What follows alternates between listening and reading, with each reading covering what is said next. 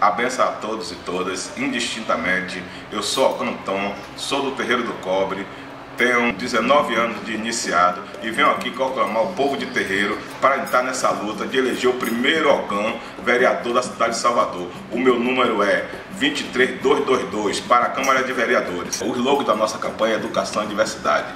Creio eu que nossas crianças precisam de um local digno para o ensino fundamental, o ensino básico, o ensino de qualidade. Tudo perpassa pela educação.